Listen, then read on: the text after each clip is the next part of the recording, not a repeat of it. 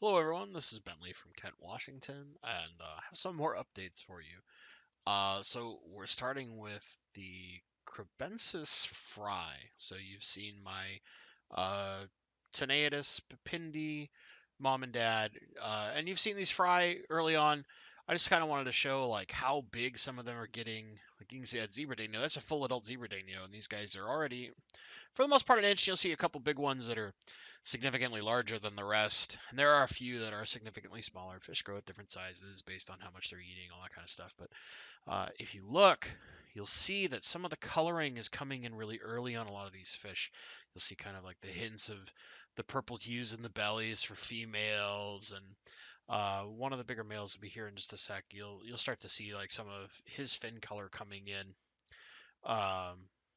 So I just want to kind of show these guys as they're getting more and more color. They're starting to get more toward an age where uh, they might even start coupling up. I can see this male right here. He's kind of starting to get a spot pattern and stuff in his fins. Really cool looking fish. They've been an absolute joy to watch growing up.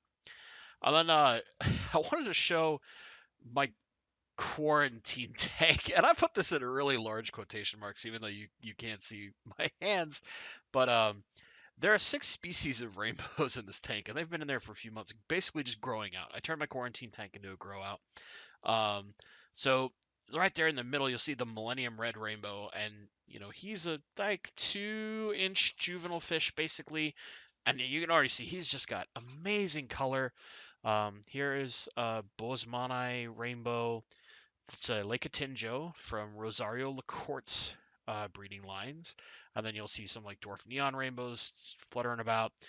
There's a few little turquoises that are in here. Um, some Wapoga red lasers, so that's the Melanitania rubrivida, and then also these awesome guys.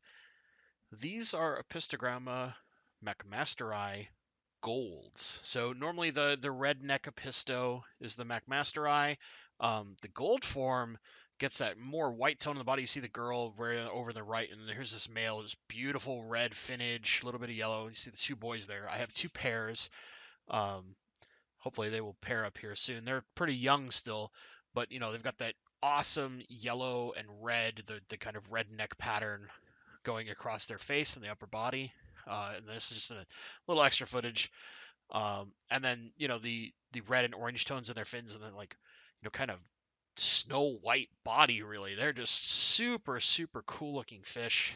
Um, and I'm really looking forward to trying to breed these guys just for fun.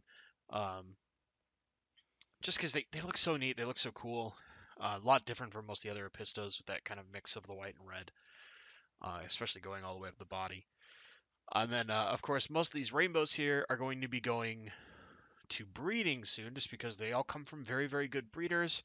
The only exception probably being I won't breed the turquoise, but the Atinjo Boismani, the Millennium Reds, the Dwarf Neons, which they're all from lines like big breeders like Gary Lang, Rosario LaCourte, Mark Nicholson.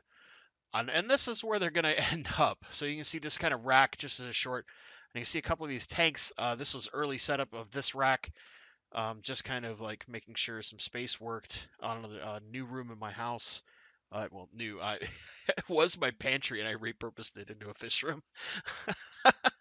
um, but here it is after a day's hard work of cleaning some of these tanks, getting their backs painted. The current lights that are in there will eventually replace the LEDs. And you can see just like the top row is not full quite yet. And then we'll pan over from the first rack. Um, you can see the like little 20 in the back there where the Moscow guppies are. And then here's the second rack. A little bit longer, thinner tanks. These are going to be um, all used depending on what fry is going in there, and then some adults in some other tanks. It's kind of hard to see the tanks up top there just because of the light glare.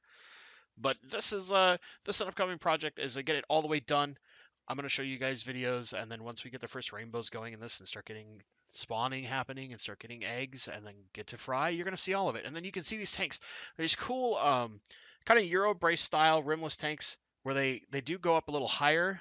They're designed that little cutout in the back to hold a filter. I'm just going to run air at them instead of the normal unit.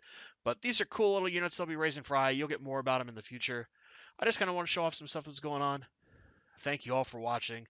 I hope you all have an awesome week. Enjoy your fish and be looking out for some sweet rainbows.